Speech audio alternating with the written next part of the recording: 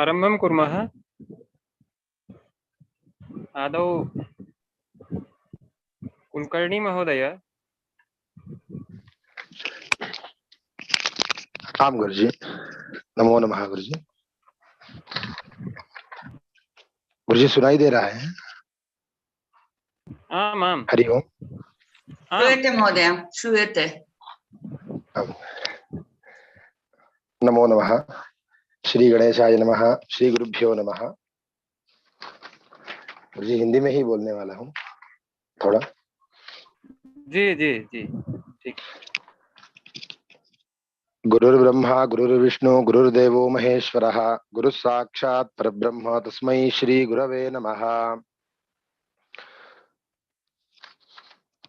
पंचमोध्याय के शुरुआत में ही संभ्रमित होकर अर्जुन भगवान श्री कृष्ण परमात्मा से कहते हैं कि संन्यासम कर्मणाम कृष्ण पुनर्योगं च शंससि यच्छ्रेय एतयोरेकं तन्मे ब्रूहि सुनिश्चितम। पहले कर्मों के संन्यास की और फिर कर्मयोग की प्रशंसा करते हो। इन दोनों में से जो एक मेरे लिए भलीभांति निश्चित कल्याणकारक हो उसे कहिए। भगवान कहते हैं कर्म संन्यास और कर्मयोग ये दोनों ही परम कल्याणकारी है, परंतु उन दोनों में भी कर्म संन्यास से कर्मयोग साधन में सुगम होने से श्रेष्ठ है। जो पुरुष न किसी का द्वेष करता है और न किसी की आकांक्षा करता है वह कर्मयोगी सदा सन्यासी ही समझने योग्य है, क्योंकि राग द्वेषादि द्वंद्वों में रहित पुरुष सुखपूर्वक संसार बंधन से मुक्त हो जाता है। संन्यास और कर्मयोग को पृथक देखना मूर्खता है।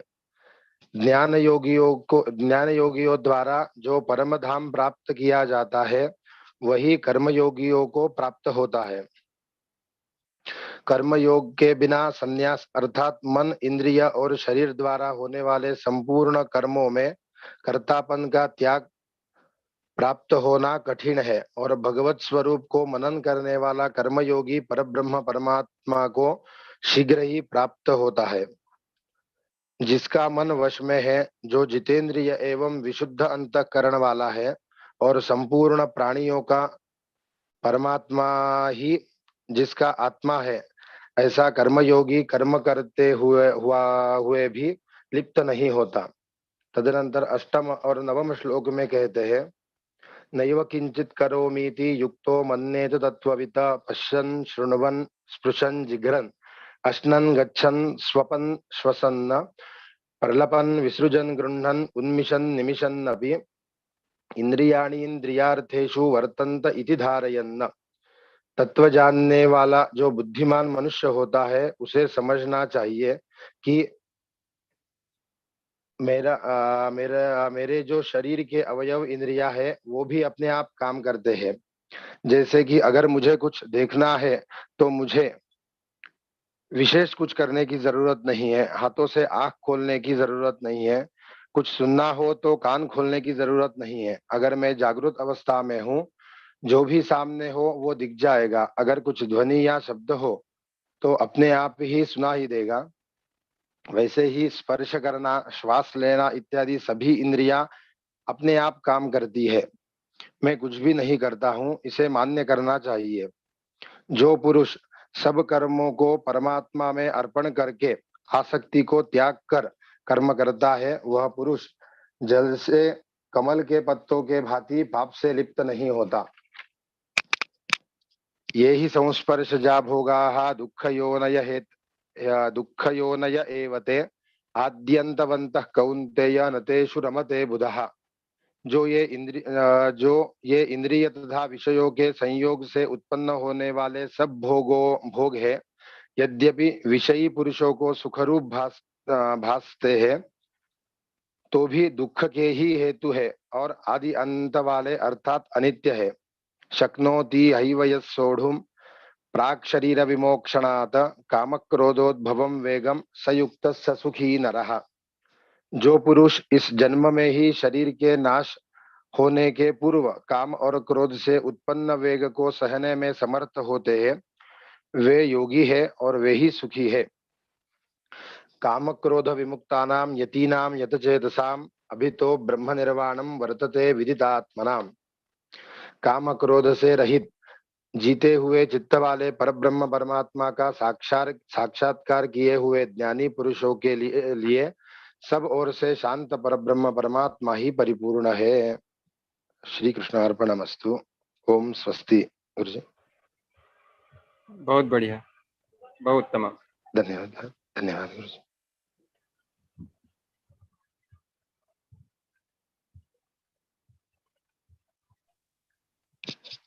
गुरु जी थोड़ा गड़बड़ी में लिखा था, कुछ अगर गलत हुआ तो नहीं क्षमा। नहीं नहीं नहीं नहीं नहीं, बहुत अच्छा, बहुत अच्छा, बहुत बढ़िया। धन्यवाद गुरु जी। बहुत सम्यक महोदय।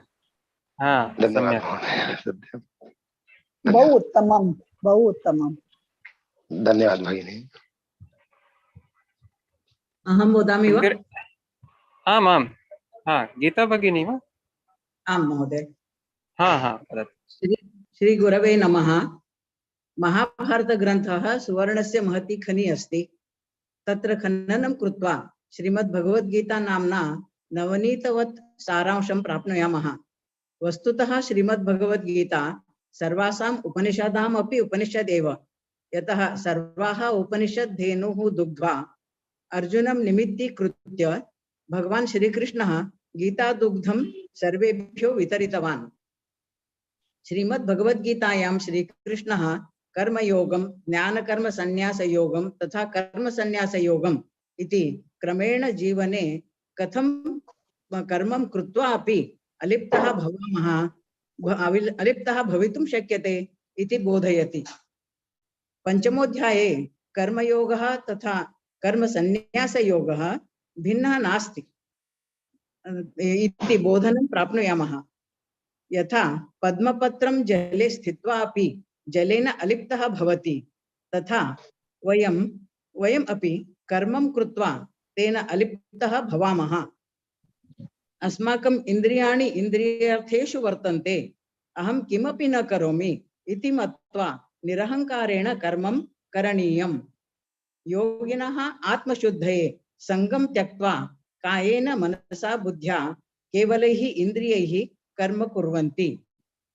देहि अस्माकं नवद्वारे पुरे सर्वकर्माणि मनसा सन्न्यस्य नैव कुर्वन् न कारयन् सुखी अस्ति। प्रियं प्राप्य न प्रहृष्येत्, अप्रियं प्राप्य न उद्विजेत्। यः शरीरत्यागात् पूर्वं कामक्रोधोद्भवं वेगं सोढुं शक्नोति सः सुखी भवति।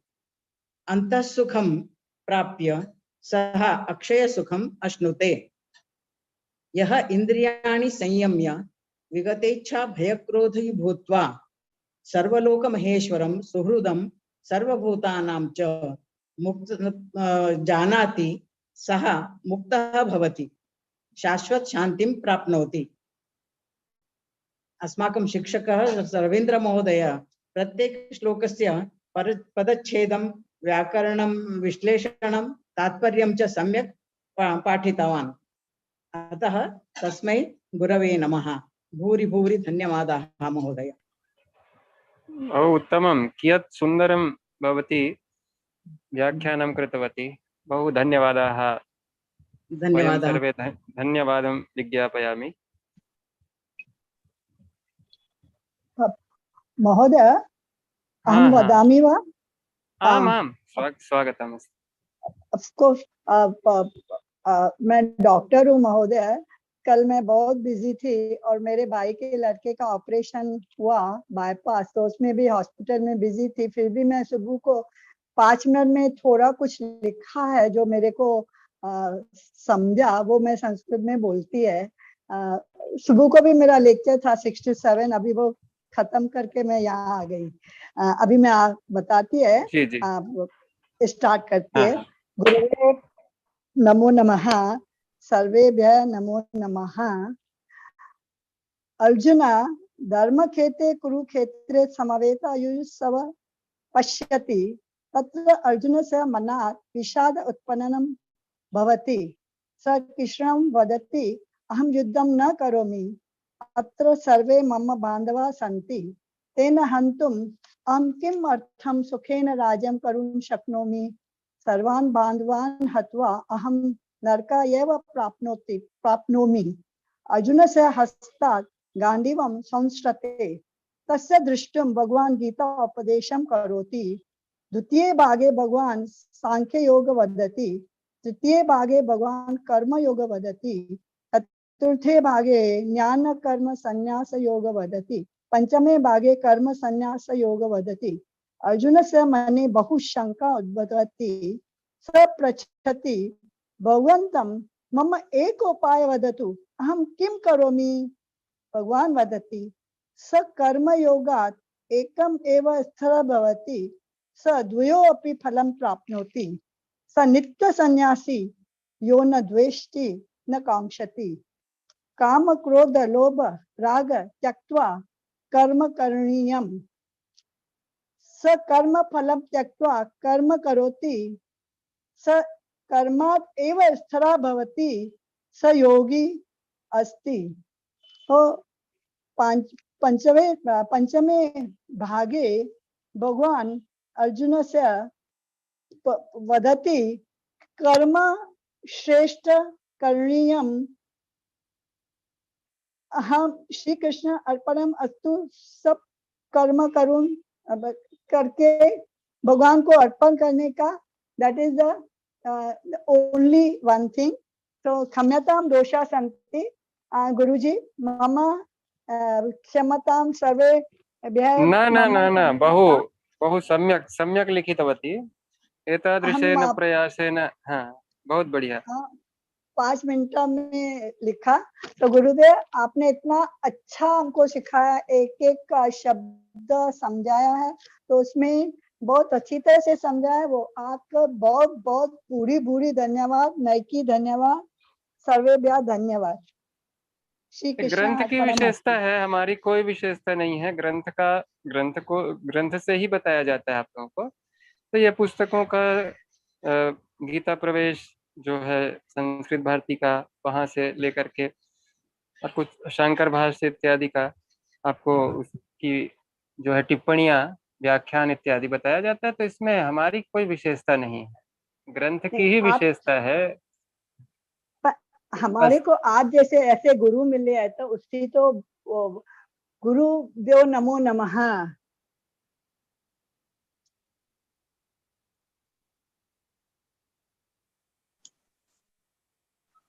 गुरु ब्रह्मा गुरु विष्णु गुरु देवो महेश्वरा गुरु साक्षात् पर ब्रह्म तस्मै श्री गुरवे नमः। अग्रे ज्योति भगिनी। आम महोदय।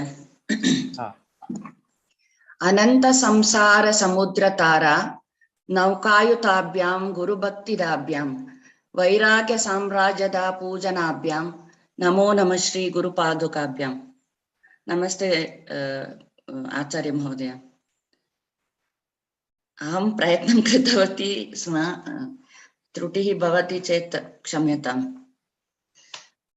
ज्ञानकर्मात्मिके निष्ठे योगलक्ष्ये सुसंस्कृते आत्मानुभूति सिद्ध्यर्थे पूर्वषट्केन चोदिते इति गीतार्थसंग्रहे संग्रहग्रन्थे नवम श्लोके यमुनाचार्यः उद्धृतः, which means in the first 6 chapters well-defined disciplines of karma yoga and jnana yoga are explained as effective means यानी कि सुसंस्कृते of attaining the goal yoga lakshye of self realization आत्मानुभूति सिद्ध्यर्थे। स्पष्टम् अस्ति वा महोदय? आम्। कर्मयोगः कर्मसन्न्यासयो तुलना वयं सर्वे सर्वदा यस्य विषये भ्रम अनुभवन्तः। मानवस्य स्वभावं जडः भवति सामान्यतः। योगस्य एतस्य मानवस्य जडत्व निवारणार्थं किमपि कुशलकार्येण वा कठिनकर्मेण वा तं नियुक्तं तर्हि यानी कि नियुक्तं यानी कि एम्प्लॉयी और एसोसिएट, तर्हि सः जडत्वं त्यक्त्वा क्रियाशीलः च आत्मविश्वासी भवति। मानसिक अपि बौद्धिक विकासस्य प्रथम सोपानम् एतत् प्रेरणा एव। भगवान् एतदेव कृतवान् अर्जुनम् उत्थायितुं उसको जागर करने के लिए क्या बोलते हैं महोदय? अर्जुनम् उत्थायितुं जागरयितुं जागरणाय भगवान् एतदेव कृतवान्। सः कर्मयोगं बोधितवान् कुरुक्षेत्रे। अग्रिमसोपाने स्वार्थभावं त्यक्त्वा सेवा मनोधर्मं धारयित्वा कर्मः करणीयम् इति भगवान् बोधयति। सेवा मनोभावेन यः कार्यं करोति सः अहङ्कारं निग्रहीत्वा यदा भक्त्या अर्पणभावनया कर्म करोति तदा वासनाक्षयं भूत्वा मनः शुद्धं भवति। शुद्धमनः आत्मनि मेलितुं शक्नोति। द्वितीयसोपानं कर्मसन्न्यासम् इति मन्यते। तृतीयसोपानं शुद्धध्यानम्। एतत् षष्ठम अध्याये उद्धृतम्। अत्र कर्मसन्न्यासं कर्मयोगस्य तुल्यं श्रेष्ठम् इति कदापि न चिन्तनीयम्। मानसिक दौर्बल्यात् बहिः आगत्य क्रियात्मकः क्रियाशीलः भवितुं कर्मयोगमेव दिव्य औषधम्। तर्हि भगवान् कर्मसन्न्यासम् उत्तमम् इति बहु सूक्ष्मतया बोधयति। भगवान् वदति यः रागद्वेषरहितः सः नित्यसन्न्यासी, सः द्वन्द्वातीतः भवति, सः सशक्तः भवति, सः कर्तृत्वं त्यक्त्वा कर्मफलाभिलाषम् अपि निष्कासयति। यत् सांख्यं प्राप्यते स्थानं तद् योगिरपि गम्यते इति उक्तमस्ति खलु। तदा सांख्यं च कर्मं च द्वे अपि एकस्य गम्यस्य मिश्रितमार्गौ न, ताभ्याम् एकस्य अन्तरम् एकम् इति अनुसरणीयम्। कर्मयोगम् अन्तःकरणस्य शुद्धिं कृत्वा आत्मसाक्षात्कारात् कृते समचित्ततां दास्यति। तेन कारणेन एव भगवान् वदति सन्न्यासस्तु महाबाहो दुःखमाप्तुमयोगतः योगयुक्तो मुनिर्ब्रह्म न चिरेण अधिगच्छति। यः कर्म न करोति सः कर्मसन्न्यासं ज्ञातुं वा दृष्टुं वा न शक्नोति। यदा कर्म कुर्मः तदा एव फलापेक्षा का अकर्तृत्वं किम् इति जानीमः खलु। कर्मयोगात् कारणं यः मानसिक बौद्धिक शान्तिं प्राप्नोति तस्य इन्द्रियाणि अपि मौनेन तिष्ठन्ति। इन्द्रिय निग्रहेण सह चित्तोद्वेगेन विना आत्मना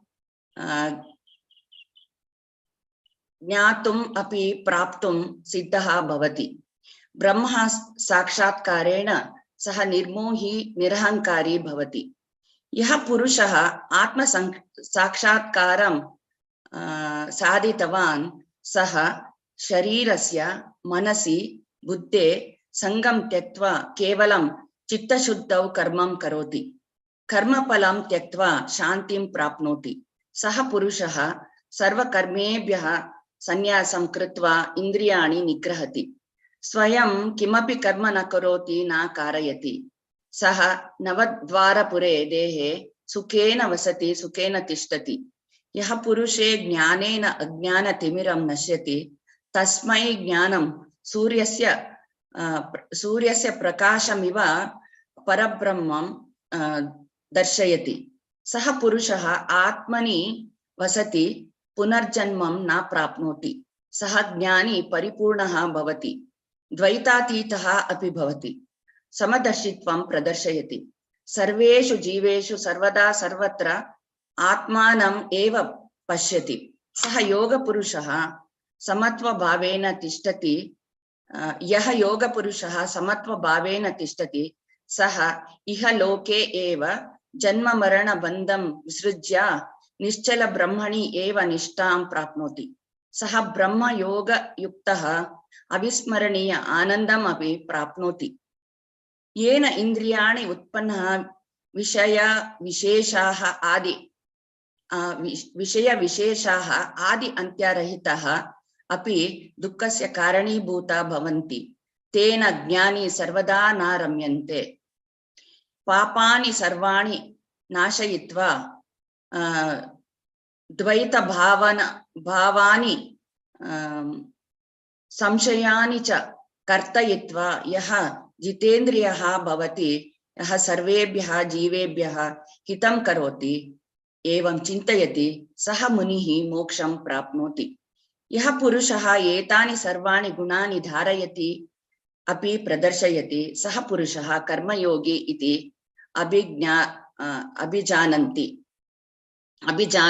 अभिजानाति। भगवान श्री कृष्ण प्राणापान समन्वयं प्राणायामम् अपि बोधयति मनोनिग्रह साधनम् इव। एतानि सर्वाणि उपदेशानि केवलम् अर्जुनस्य कृते एव न, सामान्य जनाः ज्ञातुम् आचरितुम् अपि अनुष्ठान योग्यं भगवन्तस्य कर्मयोगम्। सामान्य पुरुषं परिपूर्णतया जीवितुं कीदृशं चिन्तनं करणीयम्, आत्मसाक्षात्कारात् कथम् आनन्दं प्राप्तव्यं, वयं सर्वे निरपेक्षया स्वकर्मः कथं कीदृशं करणीयं, समदर्शित्वं प्राप्य सर्वजीवजन्तून् सप्रेम आधारं कथं करणीयं, विषयासक्तिं त्यक्त्वा समचित्तं कथं स्थापितव्यम्। एते प्रश्ने यदा उद्भवति तदा समुचित समाधानम् अत्र एव लभिष्यति खलु। कर्मयोगस्य सौकर्यं शीघ्रं काश्चन तद्विदाः ब्रह्मज्ञानप्रकाशश्च पंचमाध्याय उच्यते। एतत् गीतार्थसंग्रह ग्रन्थे यमुनाचार्यः उद्धृतः। इत्युक्ते कर्मयोगाचरणं ज्ञानयोगचरणात् सुलभं सुखकरं च, कर्मयोगेन फलं शीघ्रं प्राप्नोति। अकर्त्व संधानेन कर्मं कथं करणीयं, ब्रह्मज्ञान प्रकाशेन समदर्शित्वम् इति सर्वे पंचमाध्यायम् उच्यते। अस्तु महोदय। अत्यद्भुतं व्याख्यानं, बहु उत्तमं, बहु शोभनं, धन्यवादः। समीचीनं। धन्यवादः भगिनी, बहुत उत्तमं। धन्यवादः भगिनी। भगिनी, अहम् एकः वाक्यं वक्तुम् इच्छामि। अहम् अपि Bagini, like you, I was very hesitant. I used to make a lot of mistakes and I used to be ashamed of myself. Then I thought, we are studying Bhagavad Gita, Vayam Jayapajayam, whatever Dvandva hota hai na, Sukh Dukh Jayapajayam Tyaktva Karma Karaniyam. Iti Manasi Dharayitva Prayatnam Karishami Bagini. Tadeva aham kimapi kinchit लेखितुं प्रयत्नं लिखने की मुझे थोड़ा धैर्य मिलता है और my mind also will be clear when I am writing. I can think clearly. बहु उत्तमं भगिनी, बहुत उत्साहं ददाति। धन्यवादः भगिनी। अहम् अपि सीनियर सिटिजन अस्मि। I am up 76 years old, Bhagini. Astu Bhagini, Astu Bhagini. अग्रे कमला भगिनी वदति वा? कमला हिरानी भगिनी। महोदय जी, हम प्रयत्न करोमि। हाँ, अवश्य। आपने एनकरेजमेंट उत्साह दिए हैं, तो नमस्ते गुरुजी। नमो नमः सर्वेभ्यः। अहम कतिचन बिंदूनि प्रस्तुतं करोमि, कृपया मां सहस्व। अहम संस्कृतेन वक्तुम् इच्छामि, किन्तु मया आत्मविश्वासः प्राप्तव्यः, अतः अहम हिंदी भाषायां वदामि, क्षमस्व। चलति वा? आम, चलति चलति। भगवत गीता के 5वें अध्याय में भगवान श्री कृष्ण ने कर्म संन्यास योग के बारे में समझाया है।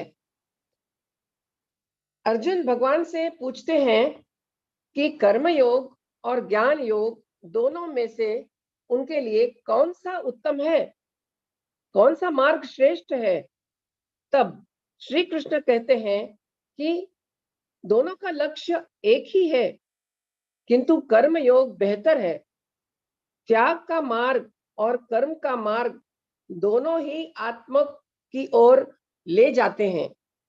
आगे भगवान कहते हैं कि जो पुरुष ने किसी से द्वेष न किसी से द्वेष करता है और न किसी की आकांक्षा करता है, वह कर्मयोगी सदा सन्यासी ही समझने योग्य है, क्योंकि राग द्वेष आदि द्वंद्वों से रहित पुरुष सुखपूर्वक संसार बंधन से मुक्त हो जाता है।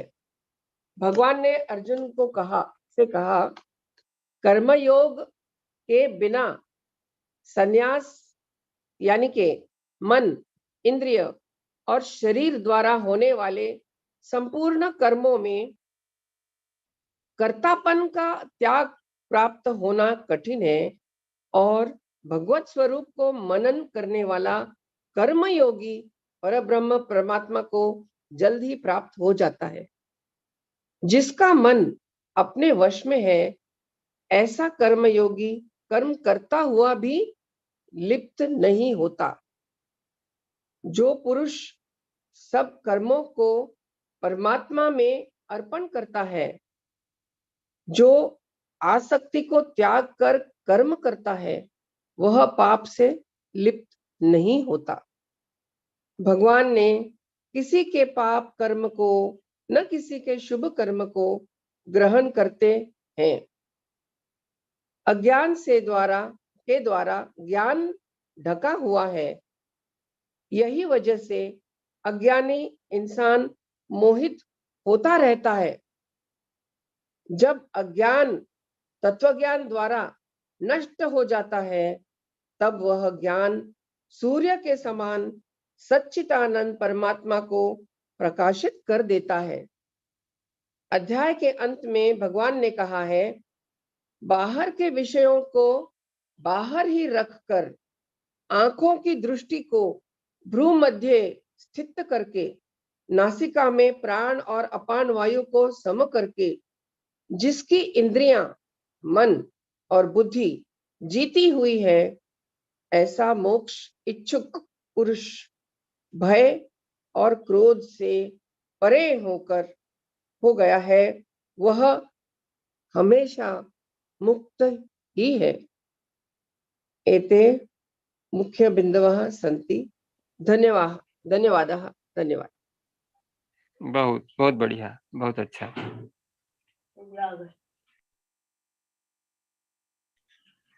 आगे और भी कोई स्वेच्छा से, किसी को बाध्य नहीं करना चाहते, अपनी इच्छा से आप लोग। आवाज आ रही है ना? आम गुरुजी, आम गुरुजी। हाँ, तो आप चाहें तो हिंदी में बोल सकते हैं, संस्कृत में बोल सकते हैं, अपने विचारों को, अपने भावों को। आपने कुछ तैयारियां की है तो यहाँ पर बिल्कुल रखिए, अवश्य रखिए, क्योंकि ये मान करके चलिए कि हम किसी कक्षा में या कहीं पर भी ऐसा नहीं है, परिवार के बीच में अपनी बातों को रख रहे हैं। सभी यहाँ पर उपस्थित जन हमारे भाई बहन ही हैं, तो अन्य से ना करके हम एक, जो जितने लोग हैं वो तो बेधड़क बोलते हैं, सब लोग पुराने हैं, तो नयों में अभी जो कुछ हैं उनमें कुछ संकोच हो सकता है, इसलिए उनका नाम नहीं ले रहे हैं, नहीं तो सबका नाम क्रम से फिर लेते ही।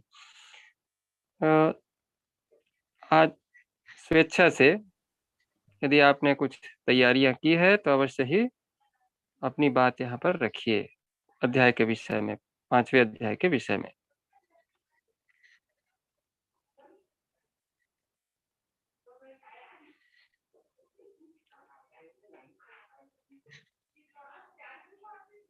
चलिए ठीक है। इदानीं वयं स्वामी परिपूर्णानंद महाभागान् अपि श्रोतुकामः। यदि समयः अस्ति तर्हि भवान् अपि किञ्चित् अस्मान् श्रावयतु, बोधयतु च।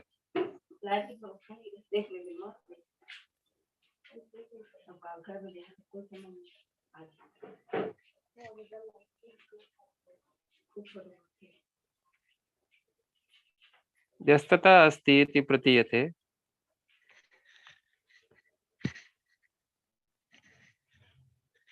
तो और भी कोई नहीं है क्या? हरि ओम। आमाम् अहम् अर्पणा भगिनी। केवलं हिंदी मध्ये पंचमः अध्यायः सार एव वदामि। हाँ हाँ जरूर। तदपि पंचमः अध्यायः सारः मनुष्यः कृते केवलं सुख दुःख परिस्थिति मध्ये समान एव भावः अस्ति तर्हि भवान् परमः आनन्दः अनुभवं कर्तुं शक्नोति।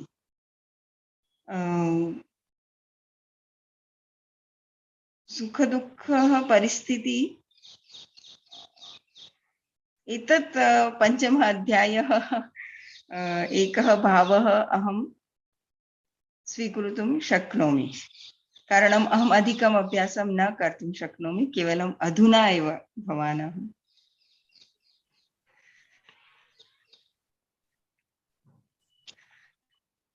मीन्स हिंदी में मैं बताऊंगी तो मनुष्य अपने किसी भी परिस्थिति में अच्छा बुरा जो भी हो, जो भी परिस्थितियां उसके ऊपर आने वाली, सुख दुख में फंसे नहीं रहना चाहिए। यदि वो सुख दुख से ऊपर उठकर रहता है तो उसको आनंद का अनुभव होता है, परमानंद। जी ठीक, धन्यवाद। ठीक है। हाँ, इस प्रकार से भी आप बिल्कुल सार संक्षेप में भी अपनी बात को रख सकते हैं, बस 2-4 वाक्यों में भी। लेकिन एक हमारी प्रकृति बन जानी चाहिए, हमारा स्वभाव हो जाना चाहिए कि हम अपनी बात भी रखें। इसीलिए इस तरह का जो है हर अध्याय के अंत में, वहाँ भी जो अध्ययन अभी आरंभ है प्रथम अध्याय से, वहां पर भी हम लोग एक एक अध्याय की समाप्ति पर आप लोगों के विचार सुनेंगे। तो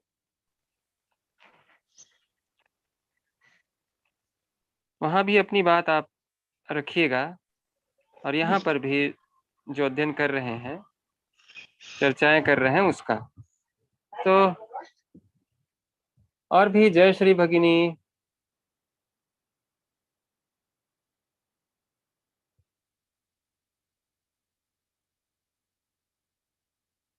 तिलोत्तमा भगिनी।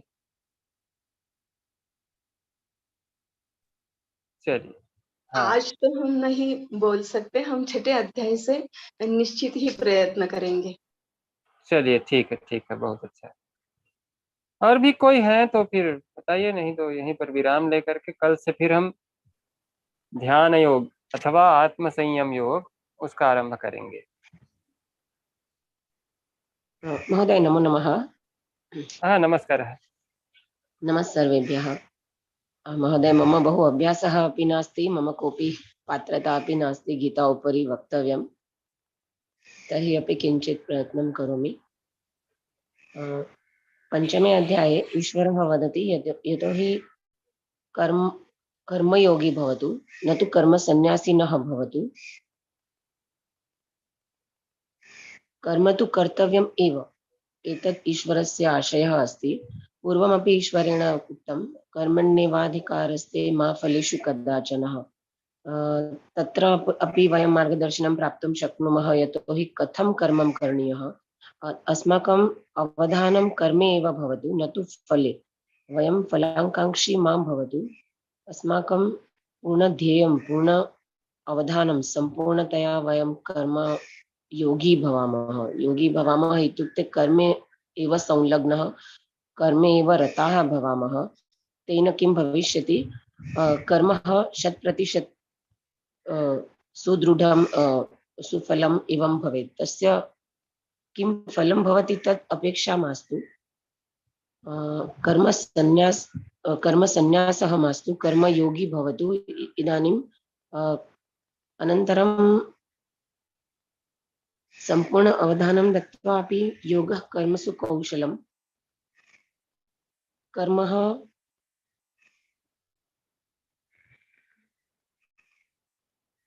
यदि वयं जनाः पश्यामः, बहु उत्तमतया कर्म कुर्वन्ति। चर्मकारः भवतु वा कोऽपि कार्यकारः भवतु, सुवर्णकारः भवतु, येन प्रकारेण ते सम्पूर्णतया 100% तत्र अवधानं दत्त्वा एव निर्मापयन्ति। तर्हि तत् दृष्ट्वा एव वयं ज्ञातुं शक्नुमः एतद् योगः कर्मसु कौशलम् एवं स्वीकृत्य एव एतत् सर्वं निर्मापितम् अस्ति। उदाहरणानि तु बहूनि सन्ति, परन्तु यत् किमपि वयं कार्यं कुर्मः, यतोहि वयं भोजनमपि पचामः, तदापि ज्ञानकर्मभक्ति त्रीणि आवश्यकी। कारणं यदा वयं कोऽपि निमन्त्रणं दद्मः स्वजनं वा प्रियजनं, तर्हि भोजनस्य पचनस्य ज्ञानमपि आवश्यकम् अस्ति। तत् व्यक्ति तत् प्रियजनं कृते प्रीति अपि आवश्यकी। तत् प्रीति अस्ति भक्ति। अनन्तरं यद् भोजनपाचनस्य यद् ज्ञानम् अस्ति तद् ज्ञानम् अस्ति। अनन्तरं केवलं ज्ञानमपि न पर्याप्तं, मया अस्माकं तत् कार्यम् अपि कर्तव्यं। यत् व्यञ्जनानि पचितानि सन्ति, 7, 8 वा 12, 15 व्यञ्जनानि, तत् सर्वं वयं स्वयं कार्यं कृत्वा पचामः। तत् कर्मः अपि अस्ति। एतादृशं ज्ञानकर्मभक्तित्रयमपि संलग्नः एव। तर्हि अपि ईश्वरः वदति यत्किमपि कार्यं वयं कुर्मः तत् निर्लेपमानः भूत्वा एव तत्र आसक्ति मास्तु। तत् पूर्वमेव ईश्वरेण उक्तं। कारणं सहस्राणि न लक्षाणि कार्याणि वयं कुर्मः प्रतिदिनं, तर्हि तत्र आसक्ति मास्तु। कर्मयोगी तो भवतु, परन्तु आसक्ति विना भवतु, एवं ईश्वरः वदति। नमो नमः। बहु न जानामि, क्षम्यताम्। बहुत उत्तमं, सम्यक् उक्तवती महोदय जी। बहुत सम्यक्, बहुत सम्यक्। धन्यवादः। महोदय जी, एक प्रश्न पूछूं? जी जी जी। हम चर्चा करते रहते हैं सब और स्टडी करते हैं, हाँ। किंतु वयं प्रत्येकं जीवने प्रतिदिने सुख दुःखयोः संतुलनं कथं करणीयं? कोई प्रैक्टिकल टिप्पणी? हम बोलते हैं, लेकिन जैसे हमको प्रॉब्लम आती है, दुख आ जाती है, सब कुछ भूल के हम वो दुख में या प्रॉब्लम में इन्वॉल्व हो जाते हैं, डूब जाते हैं, दुख में डूब जाते हैं, इन्वॉल्व जाते हैं। तो practical daily life solutions for developing a balance and detachment in life.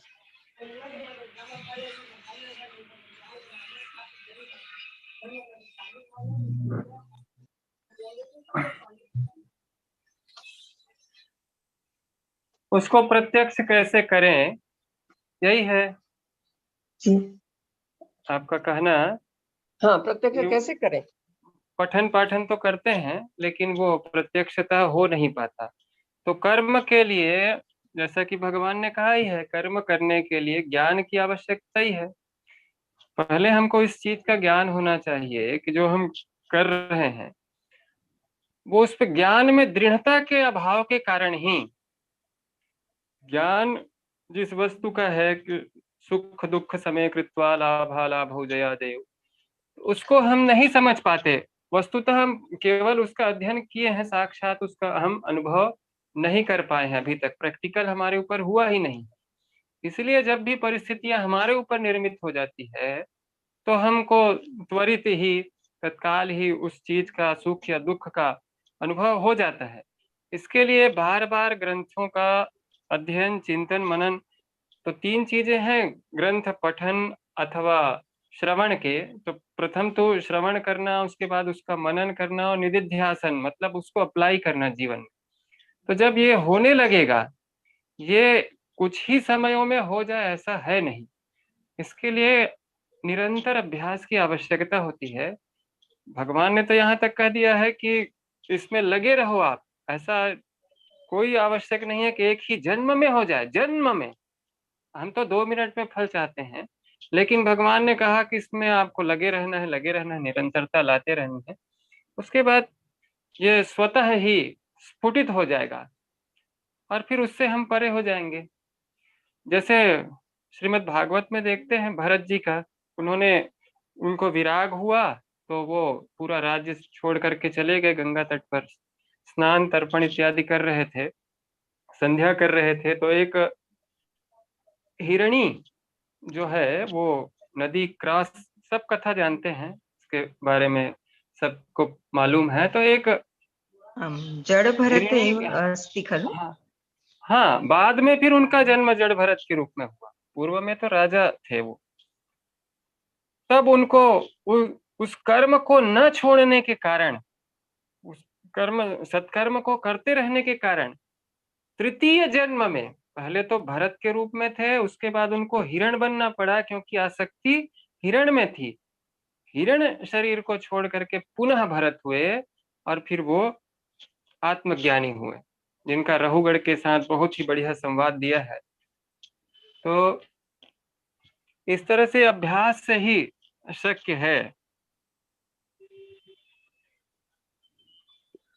धन्यवाद महोदय जी। पूरी तरह से तो मैं इसका समाधान नहीं कर पाया, इसके लिए और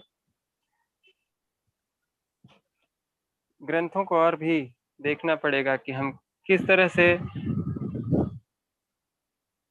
जीवन में इसको अप्लाई कर सकते हैं ताकि उसका हमको अनुभव ना हो। लेकिन आरंभ में तो होगा ही, मानवीय स्वभाव है।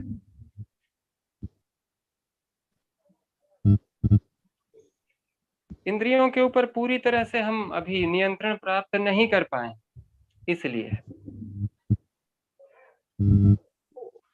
वही टिप्पणी जरूरी है सबके लिए, हम सबके लिए, हर इंसान के लिए कि जी जी, we have enough of intellectual games, but it's high time we implement it and rather than just practice it, just practice it.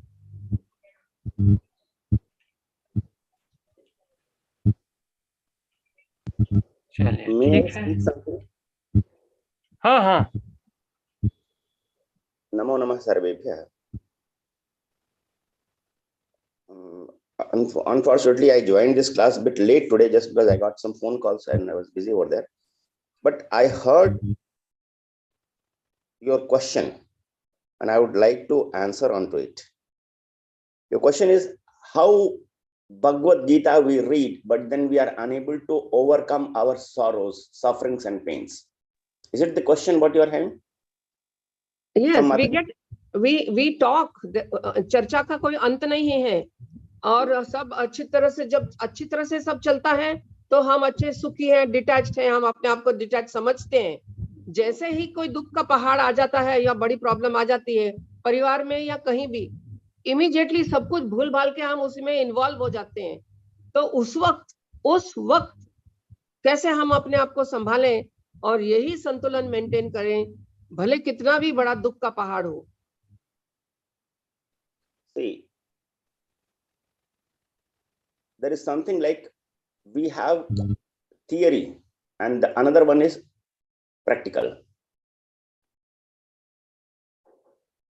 Yesterday I was told that Srimad Bhagavad Gita Pathane Arthavabodhe Sugamata Samprapyate. Guru Anugrahadaiva. We are reading Bhagavad Gita, but we are not reading through a guru. Where, Bhagavad Gita is a granth which is one touch solution to all your problems. One touch solution. As a saying goes on, for every problem there is a solution. Only thing is that we just need to identify it and enforce it. The solution of Bhagavad Gita, it gives everything. And for that, I'll quote you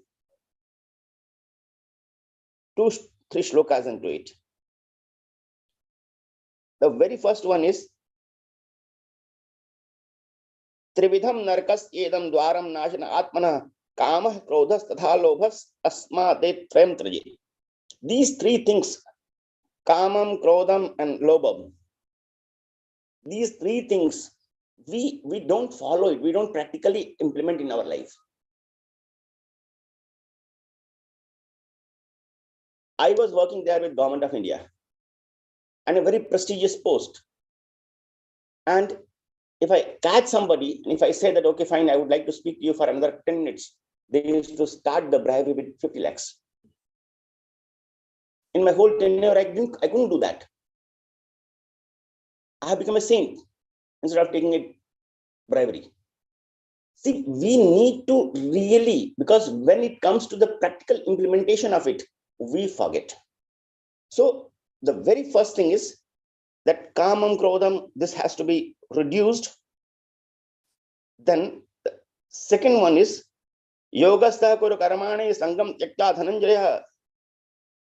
That what we say, samatvam yoga uchyate. What does this samatvam yoga uchyate means? How we can just get detached to it. We talk about, and apart from this, the very beautiful shloka. See, it is being said that in Mahabharata Grantha there is 1 lakh shlokas, and the gist of it is Srimad Bhagavad Gita. 701 shlokas are there in Srimad Bhagavad Gita. Then subsequently, if you take the gist of this 700 shlokas, it comes to 18th chapter, 78 shlokas. And if you take another the gist of it, that it comes to Sarva Dharman Parityajya Mamekam Sharanam Vraja. Do we have the faith into it? What Lord Krishna says, I am a Shankar Vedanti. I have studied Shankar Vedanta, but following Bhagavad Gita in practicality. Why? We don't have the pass. We don't have the authority to question the justice of Lord Krishna. But do we have that kind of faith? So when we look at the various angles with much more perplexity, see, to arise human, we may commit sometimes some mistakes and get setbacks. But a real and positive individual is that who learns and benefits not only from his own mistakes, but also from those of others. We must have the courage to remain original, face all the odds and events of life, and then we must take calculated and responsible risk to win success and stay in the lead. And apart from this, to arise human, but forgiveness is a divine. Do we forgive others? No. We expect only that, okay, others should forgive us. But do we forgive them? No. So, to arise human, but forgiveness is a divine. Believe me or not. Forgiveness does not mean ignoring what has been done wrong, or I'm trying to put a false label on that evil act. No. It means that the evil act is no longer a barrier in the relationship. It is a catalyst which will surely enhance your personality. And the degree to which you forgive others determines the degree to which you understand them, you love them, you cope with them.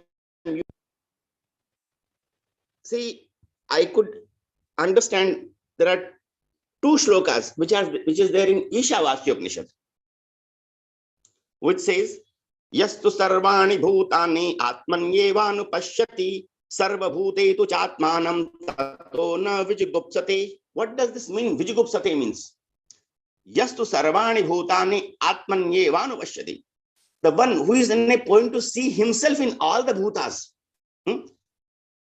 Sarva bhuteshu chatmanam. When I can see myself in everybody, do we have tato na vijugupsate? Do I have enmity with somebody? Do I have dvesha with somebody? I love everybody.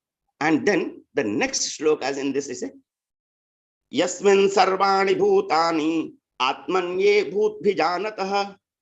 Yasmin sarvani bhutani atmanye va bhutbhijanatah. Tatra ko mohakah shokah ekatvam manupashyati. Tatra ko mohakah shokah ekatvam manupashyatah. What does this mean? When I start looking everybody in the same fashion, the way I am. See, the Ishavasya, the very first shloka, what it says, God is everywhere. But do we follow it? We said that, okay, he is my kith and kin, he is my brother, he is my son, he is my such, kindly do this job for him. So we are not looking that way. So the very first shloka, if we see, it is an Anushtup Chanda. Anushtup Chanda, there is 4 charans into it. Ishavasya sarvam yat kinchit jagatyam jagat kene taktene bhunjetam maghada kasadhanam. We say, but if you take the first charan of it and put it in practicality in your life, your problem is solved. Ishavasya sarvam. God is everywhere. He is looking at us. Do we dare to have enmity, ragadosh with somebody? No, but we are not following it. And the second part is, there is very good shloka in this Ishavasya Upanishad. 2 shlokas, 1 shloka I have quoted from, 2 shlokas I have quoted from Bhagavad Gita, 3 shlokas I am quoting it from Upanishad. It says, Andham tamah pravishyanti ye avidya upasate tato bhuya ivate tamah yau vidyayam rada. Those who follow avidya, it says, Andham tamah pravishyanti. The person who follows avidya will go in darkness. Andham tamah pravishyanti. They will go in darkness. Who? Those who are following avidya. So what we should do? We should not follow avidya. We should follow vidya. But when we follow vidya, what it says? Andham tamah pravishyanti ye avidya upasate.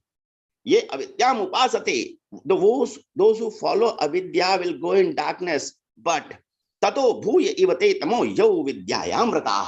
But the person who follow vidya, they go in more darkness. What does this mean? And it is not my words. It says, Upanishad says, Ishavasya Upanishad says, Andham tamah pravishyanti ye avidya upasate tato bhuya ivate tamah yau vidyayam ratah. So, what did you understand with this? See, if I follow avidya, I'll go in darkness. If I follow vidya, I'll go deep in darkness. So what a man should do? Can anybody answer this question to me? Not to me. It's Upanishad says this. We will get into a lot of other confusions as to which is right, which is wrong. This is not the answer. Swami, can I Swami. answer? Please. Yeah, according I mean, I this is my understanding, a little understanding. I feel it is like when we know the acknowledgement in my own mind that that I'm studying the knowledge, like the aham part, my ego is inflated because I'm acknowledging that I'm getting the knowledge, but under say the cleansing of the this one is not happening, because until the knowledge, it is like they say like we have to give up that knowledge also, you know, at the end, like the so-called knowledge, but we think it is knowledge. But actually, it is like when I know, I don't know. It is very much known. No. You know, but when I know that I know factor itself will pull me down, because I'm creating a barrier for my own self. Because ultimately, I know that I'm not existing. It is the, you know, it is a false that I which is there. So for me, that false I, you know, it is a universal, it is an infinite thing that only exists everywhere. So the false I which I'm thinking so when I know that I'm studying, that knowledge has been, you know, I'm getting something, actually there is nothing happening like that. You know, probably it is only the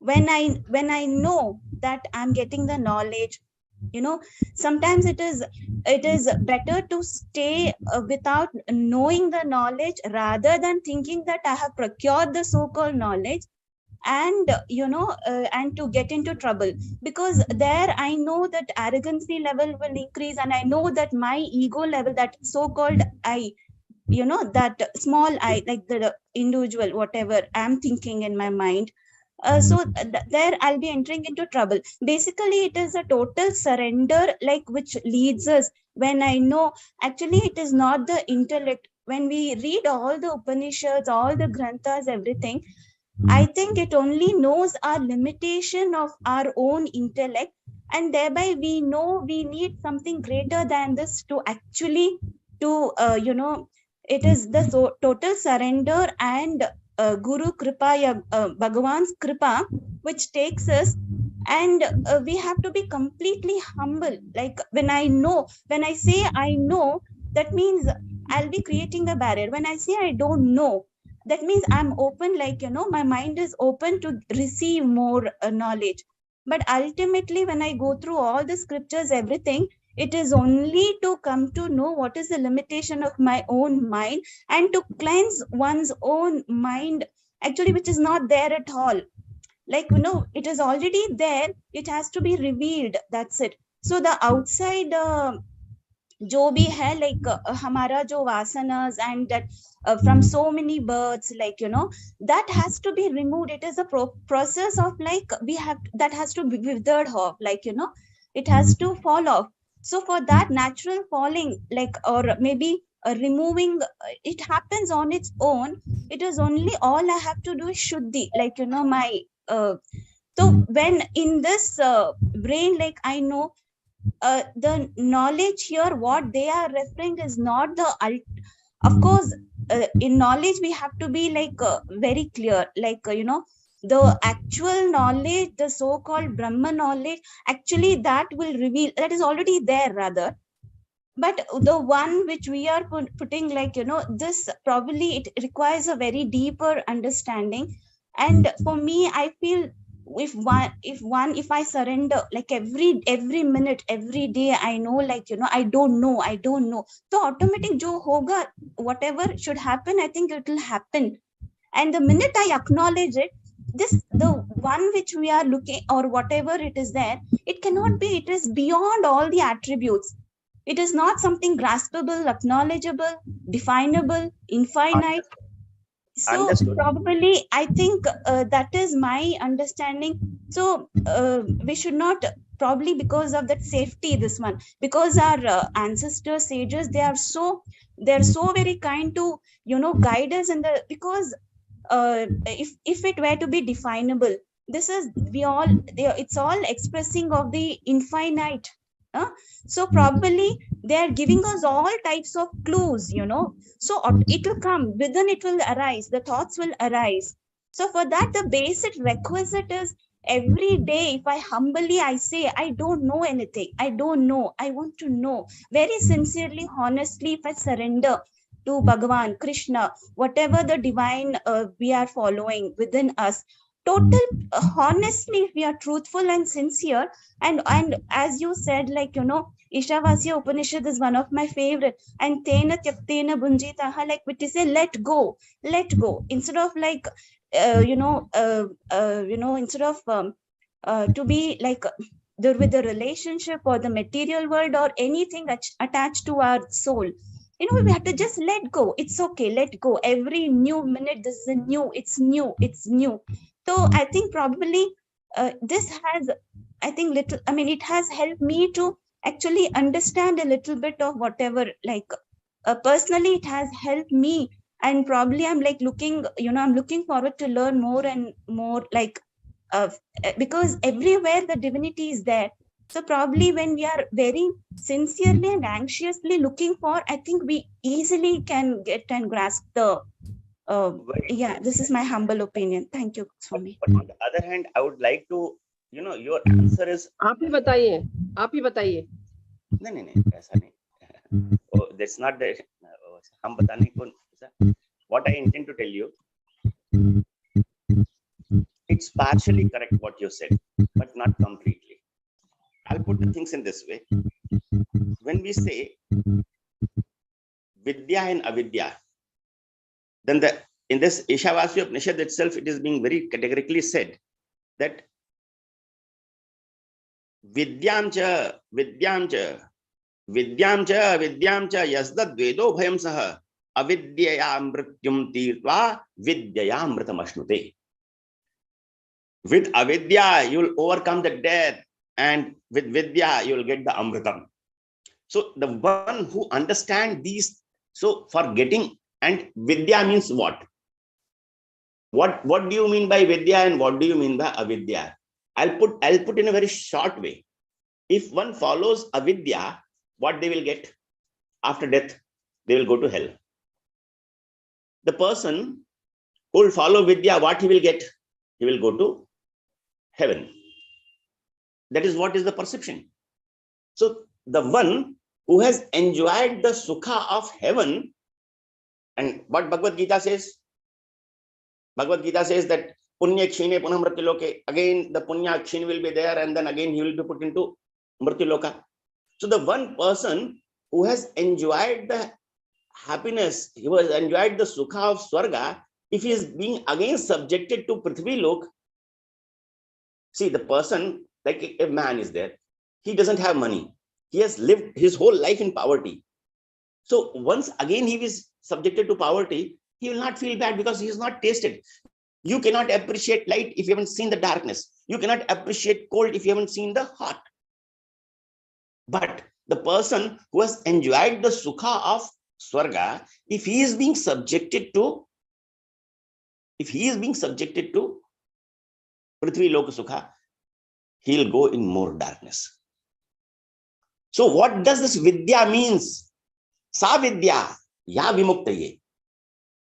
What does this vidya is? Vidya is what? Vidya is not to get the this, that, this. Vidya is sa vidya, ya vimuktaye, which can make you vimukta. What this Bhagavad Gita says? Yad gatvana nivartante tadhama paramam mama.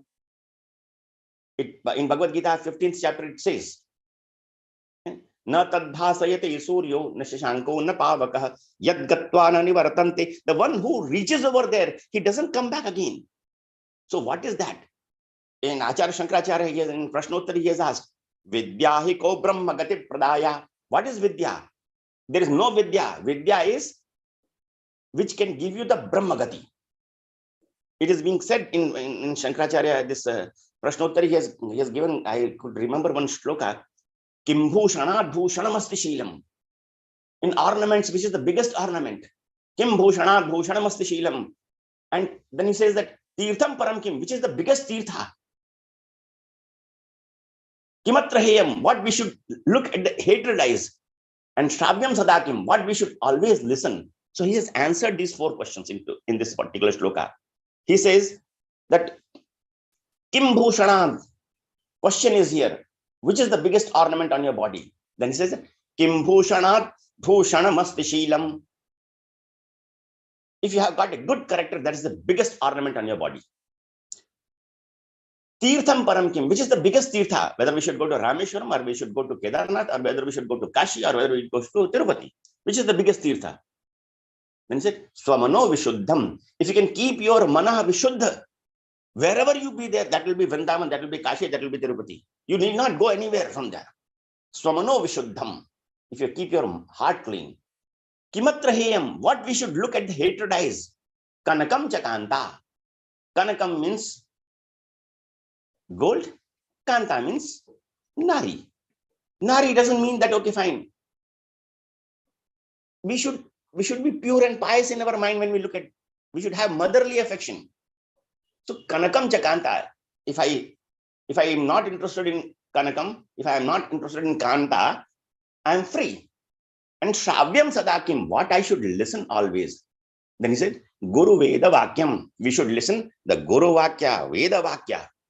And in Sadhana Panchakam, Acharya Shankaracharya has very categorically said that Vedo Nityam Adhiyatam Tadudidam Karmastvanushthiyatam. Vedo Nityam Dhiyatam. Dhi means what? Buddhi. Dhi means your brain, head. You have to keep this Vedas in your brain. And then Karmastvanushthiyatam. Then you have to put your efforts for making it in practicality. No point in saying this, that okay, Sada Satya Bolo, Sada Satya Bolo, Sada Satya Bolo. Yudhishthira was also reciting like a parrot. Then ultimately, he said that unless and until I bring that Sada Satya Bolo in practicality, how will it be useful for me? Okay, fine. You know that, okay, if there is a stomach pain, you should take a tablet which is known as Balargan. This is only a jankari. But unless and until you consume that medicine, you will not have relief. So, Vedo Nityam, and it is to be daily. Vedo Nityam Dhiyatam. You have to put it in your buddhi.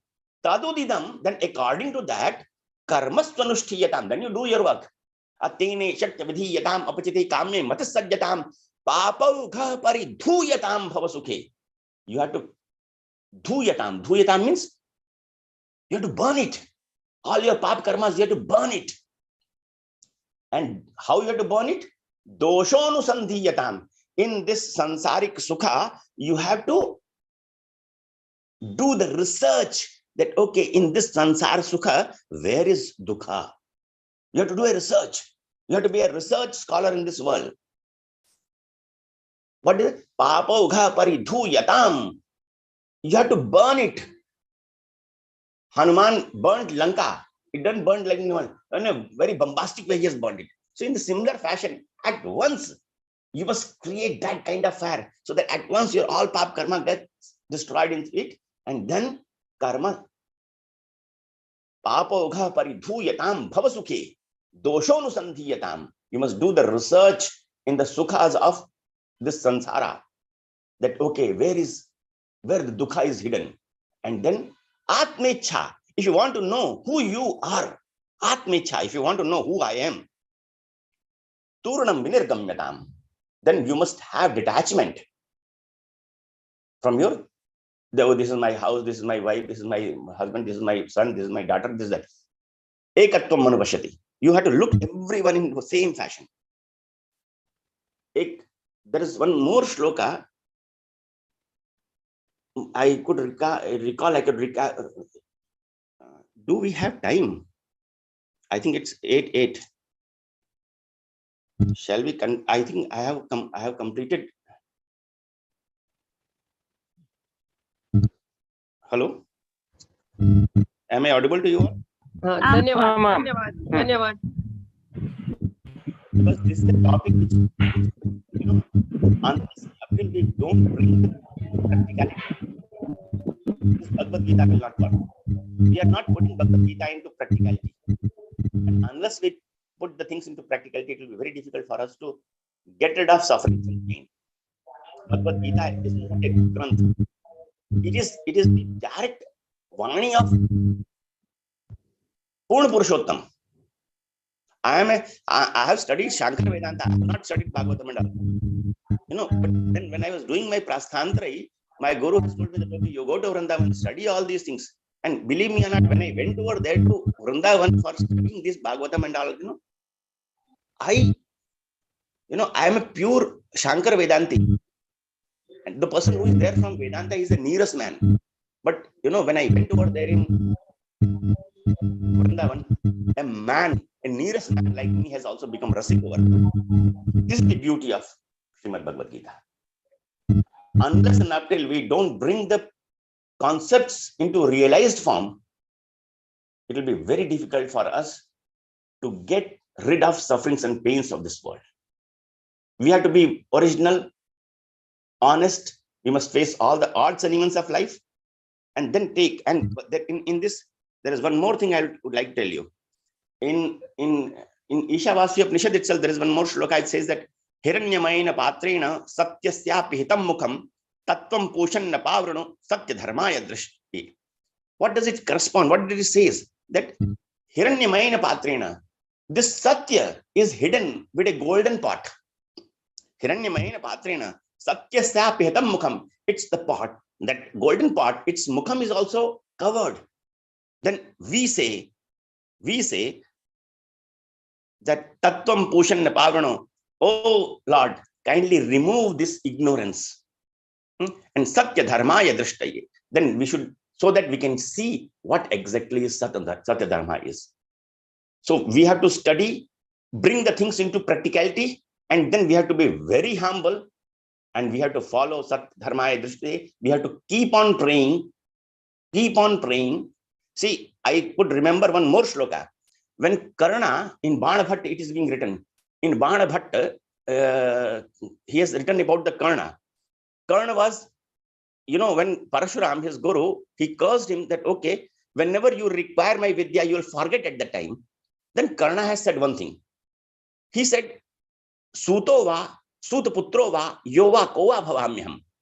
I am Sut putra, this, that, I don't know. Daiva yattam kule janma, mada yattam tu parusham. By the grace of God, I am getting birth in some family, in some varna. But what is there in my control? Mada yattam tu parusham. I don't have any control in my birth, whether I have to become Sut or Sutputra or Vair or Kshatriya or Vaishya, whatever it is there. But then what is there in my control? Mada yattam tu parusham. I will do the Purusharth and I will show the world what I am. Then what Guru said, this Purusharth, what you are talking about, no, that also you cannot do, because that is also the grace of God. So we have to study the scriptures, we have to bring the scriptures into practicality, and then subsequently we need to humbly pray God that kindly help me out to overcome this ignorance. This is what is the zest, with which we can overcome all our problems. I hope I have made it clear. Atharva जी जी जी बहुत बहुत बहुत धन्यवाद। एक बात कह करके कक्षा को विराम लेना चाहूंगा मैं। उपनिषदों में आया है नायम आत्मा प्रवचनेन लभ्यः।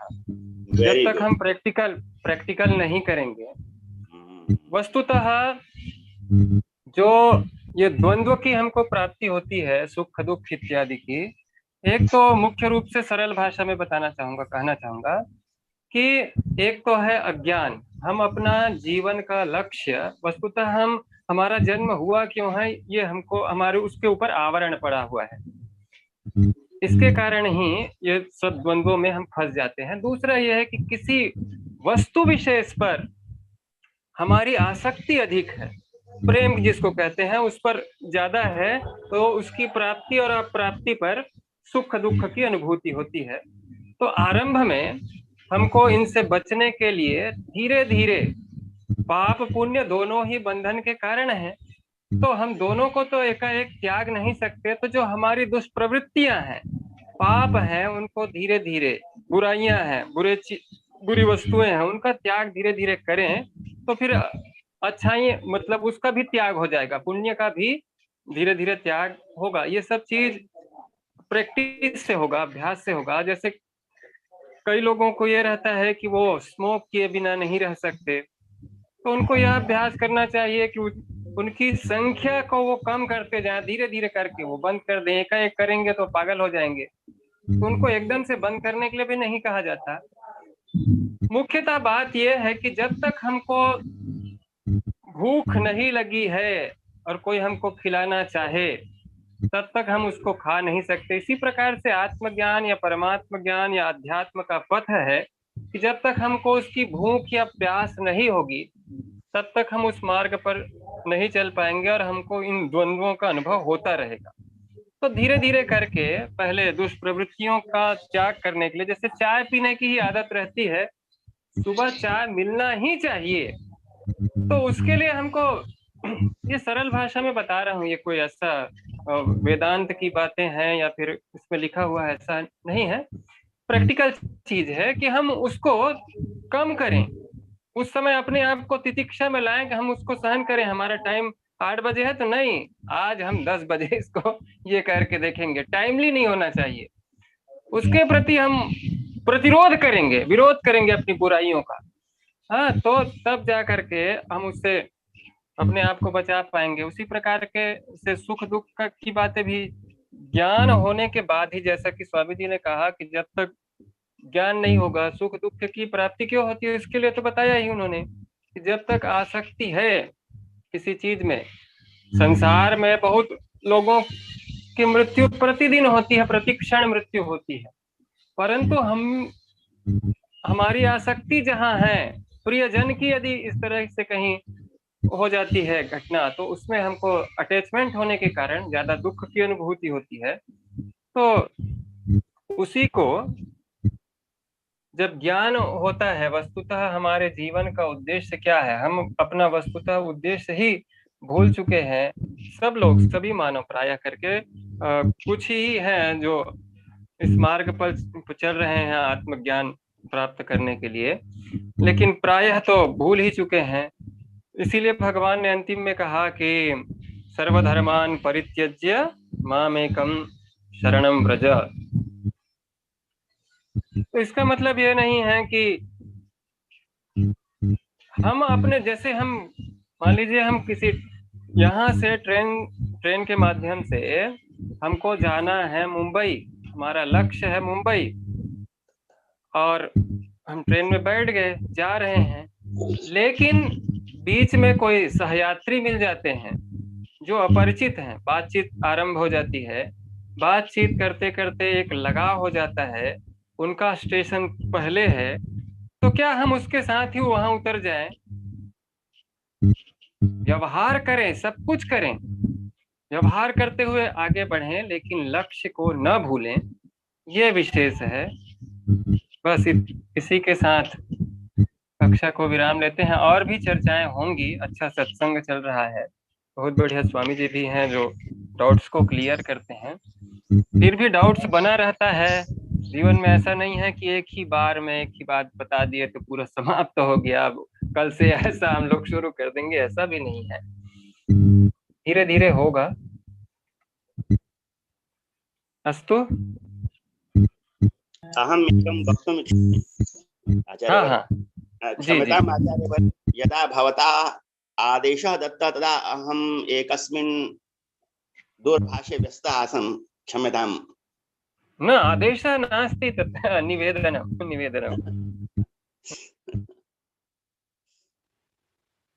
धन्योस्मि, कृतज्ञोऽहम्, आह्लादितुम्। शांत।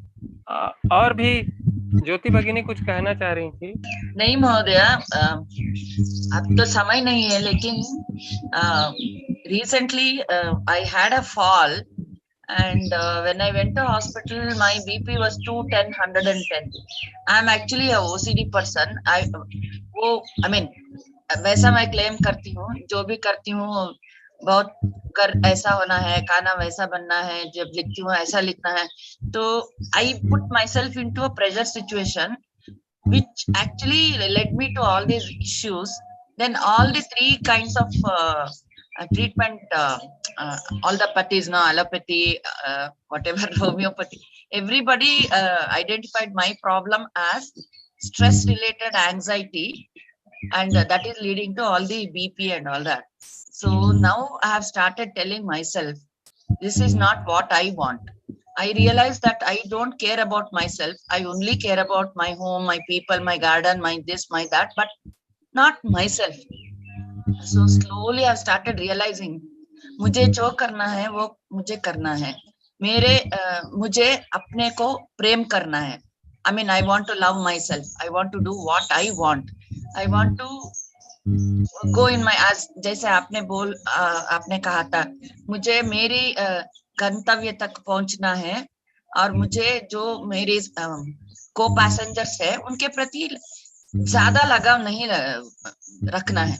जितना चाहिए उतना रखना है, ज्यादा नहीं लगाव रखना है. ऐसा slowly I am realising. And एक दो दिन में मुझे बहुत पीस ऐसा महसूस हो रहा है, सिर्फ 2-3 दिन में. तो वही मैं बोलना चाहती थी. जब आप प्रैक्टिकल बता रहे थे एग्जाम्पल्स, तो मैं बहुत, I mean all these examples open my eyes even further. जैसे आप बोल रहे थे बहुत अच्छा लगा. दोनों स्वामी जी और आचार्य दोनों के वाणी सुनकर मुझे बहुत और भी क्लैरिटी मिल गई. ये तो मैं बताना चाहती थी. I would like to suggest you one thing here, that whenever you take up a big work, overcoming anxiety, stress, and all these things, whenever it's not a small thing, it's a big work. And whenever you take a big work, you need to do with open-hearted mind and large-hearted mind. Why? Because small-minded intentions and small-minded attitudes, that can never undertake a big work. And when you see a big work in front of yourself, your status of thinking has to go high. Your mind has to open out a little. Why? Because to make good plans are not the easy thing, but for more difficult is to implement those plans. Why this negative thoughts arises in your mind? It is just because an ideal mind is the workshop of devils. Keep yourself busy. Do your morning getting up till you sleep to bed, a complete flow chart is to be there. What is to be done, what is to be done, and this has to be followed religiously. I am sure I have cured many people with this disease. Just Sayam Charya. If we talk on this, it will be a very long session. Swami ji, मेरा तो उसका पूरा व्यतिरिक्त है. मैं सुबह से रात तक काम करती रहती हूँ. I mean, I will be doing lot of work. I am not physically lazy person, but वो जो करती हूँ दूसरों के लिए कर रही हूँ, ऐसा मैं सोच रही हूँ. यानी कि let us keep aside सब प्राणियों में ब्रह्म को देखना है, वो तो है, लेकिन in this practical world, I was thinking I'm doing only things for others, but मुझे जो गंतव्य ब्रह्म को जानना है, मुझे शांति मिलना है, वो जो इसके ऊपर मैं कुछ भी परिश्रम नहीं कर रही थी. अब मैं जब भगवत गीता कक्षा में दाखिल होके सोच रही थी, इतना 3-4 चैप्टर्स भी मैंने पढ़ा, अब भी मेरे मन में कोई चेंज नहीं आया. लेकिन आफ्टर कर्मयोग चैप्टर थोड़ा मेरे आंख खुल गए और slowly I think going in the right path with आप सबके कृपा से, ऐसा मैं सोच रही हूँ. It's very encouraging statement what you have given to us, and I appreciate it. But on the other hand, there are certain more things which you need to understand. Probably will not be able to discuss this thing. It's a very critical and it's a very personal problem with you. So if you can feel it in this way, if your cause is worthy enough for a kind consideration, you can speak separately on this topic, not here. And let's conclude. Yes, Mahodaya. धन्यवादः. Acharya. अस्तु शान्तिमन्त्रम् उक्त्वा समापयामः. सर्वे भवन्तु सुखिनः, सर्वे सन्तु निरामयाः, सर्वे भद्राणि पश्यन्तु, मा कश्चित् दुःखभाग् भवेत्. ॐ सहना भवतु, सहनौ भुनक्तु, सह वीर्यं करवावहै, तेजस्विनावधीतमस्तु मा विद्विषावहै. ओम शांति शांति शांति. आज बहुत आनंद आया. धन्यवादाः. पुनर्मिलामः। नमः सर्वेभ्यः, शुभदिनम्। धन्यवादः। धन्यवादः महोदय, पुनर्मिलामः। धन्यवाद। धन्यवादः, सुदिनम्। धन्यवादः महोदय।